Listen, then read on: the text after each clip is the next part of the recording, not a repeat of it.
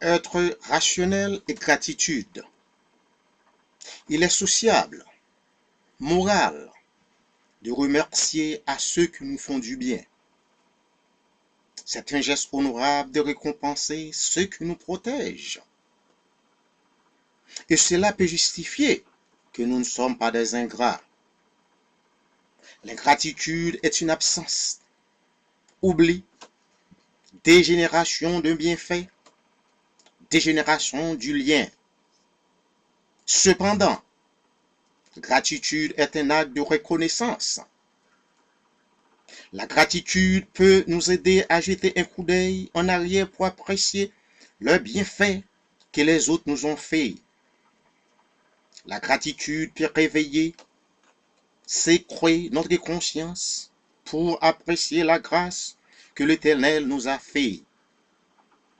La gratitude peut nous procurer une base de réflexion sur notre existence sur la terre.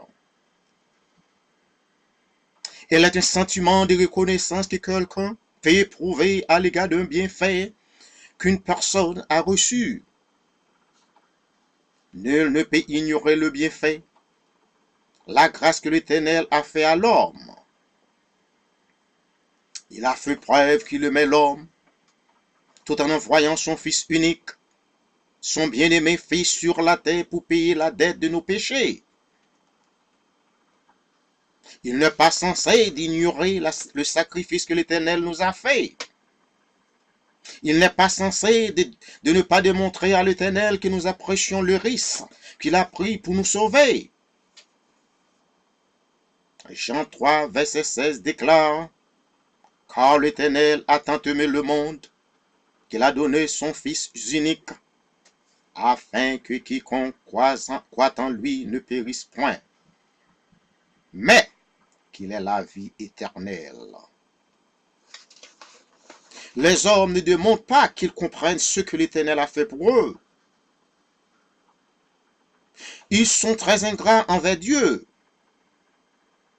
Ils n'adoptent pas une attitude de reconnaissance envers lui. Il semble qu'ils oublient s'ils ont été créés par Dieu. La grandeur de Dieu est écartée dans la pensée de l'homme. Romains 1, verset 21 déclare, « Puisqu'ayant connu Dieu, et ne lui ont point rendu grâce, mais ils se sont égarés dans leurs pensées, et leur corps sans intelligence a été plongé dans les ténèbres. » Les hommes font preuve de l'ingratitude envers Dieu parce qu'ils refusent d'observer ses préceptes. Ils assassinent, décapitent ses frères comme des animaux. L'ingratitude est visible dans leur cœur. Luc 17, verset 17 disait, Jésus, prenant la parole, dit, les 10 n'ont pas été guéris, et les 9 autres, où sont-ils?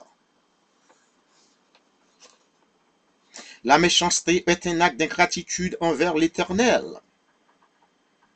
Ceux qui marchent selon les conseils des méchants ne sont pas reconnaissants envers l'Éternel. Ceux qui commettent les iniquités, qui maltraitent les autres, qui violent la confiance des autres, qui abusent les plus faibles, sont des malfaiteurs. Et ils vont un jour apparaître devant les tribunaux de l'Éternel pour répondre aux questions du juge. À ce moment-là, la justice divine va déterminer le profondément la gravité de l'injustice de ces méchants.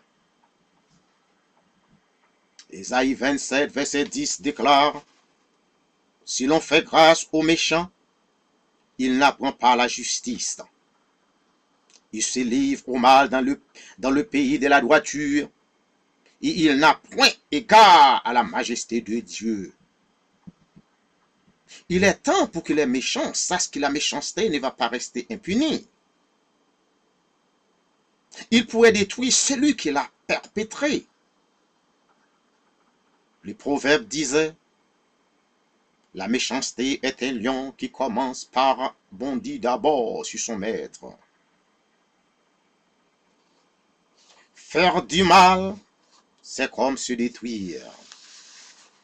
Toute méchanceté a sa répercussion.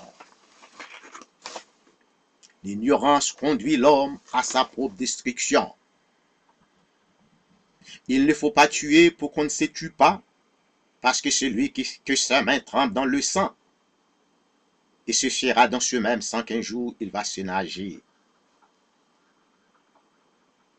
Ce n'est pas seulement celui qui tue qui est coupable de meurtre, mais aussi ceux qui l'ordonnent, ceux qui le conseillent y consentir, sont suffisants pour justifier l'auteur. Et il va subir le même sort que le meurtrier.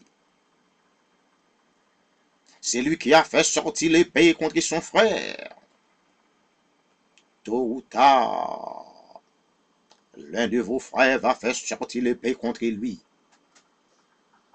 Matthieu 26, versets 50 et 52 disait, Jésus lui dit, mon ami, ce que tu es venu faire, fais-le.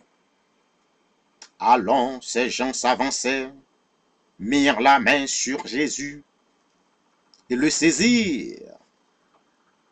Et voici, un de ceux qui étaient avec Jésus étendit la main et tira son épée. Il frappa le serviteur du souverain sacrificateur et lui emporta l'oreille.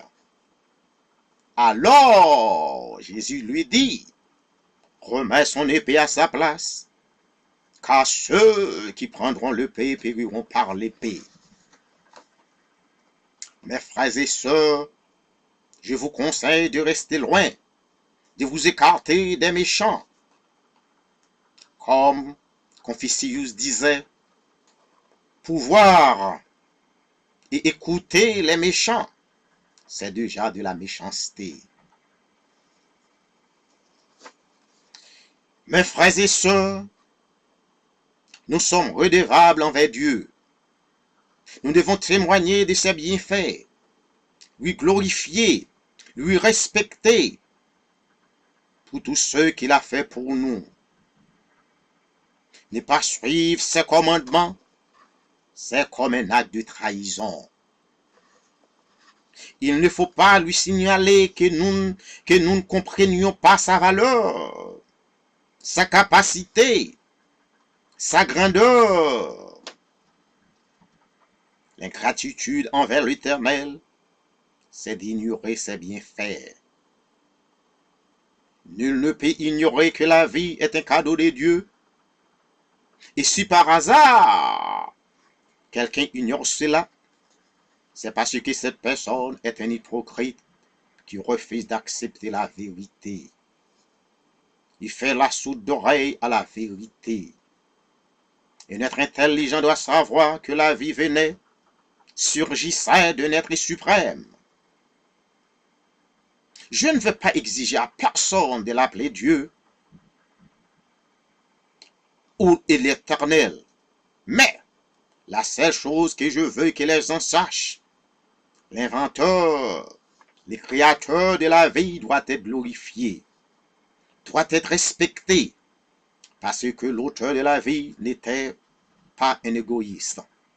Il l'a créé pour les bons et les mauvais. La vie est belle et vaut d'être vécue.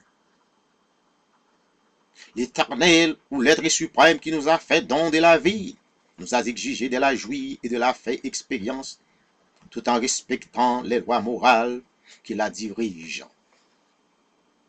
Ces lois désignent les règles de conduite, l'amour de Dieu pour l'humanité, l'amour d'autrui, la faculté de connaître le monde en soi-même, la conscience morale, qui est la faculté de distinguer le bien du mal, la faculté de distinguer l'homme et l'animal. Et tout cela ne corrèle pas, n'ont rien à voir avec la religion, mais avec le sens commun, la compréhension, la moralité, la vraie intelligence et les bons fonctionnements du cerveau. Il faut éviter d'être un bluffeur, lequel peut contrarier le bon fonctionnement du cerveau.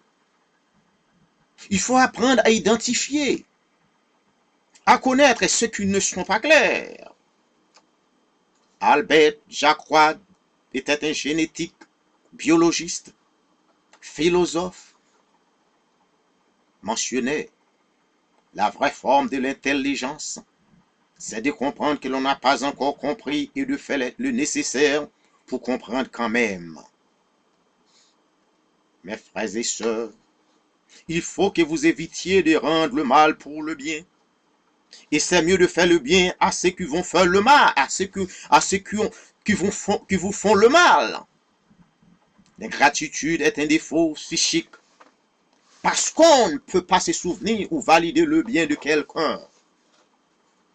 Il faut respecter le bienfait de quelqu'un.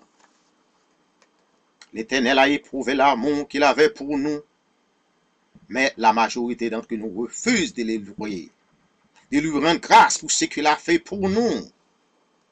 Mes frères et sœurs, vous devez vous écarter de tous ceux qui vous empêchent d'obéir les commandements de Dieu. Romains 12, verset 2 nous enseigne: ne vous conformez pas au siècle présent, mais soyez transformés par le renouvellement de l'intelligence, afin que vous discerniez quelle est la volonté de Dieu, ce qui est bon, agréable et parfait. Que la grâce du Seigneur soit avec vous. Merci.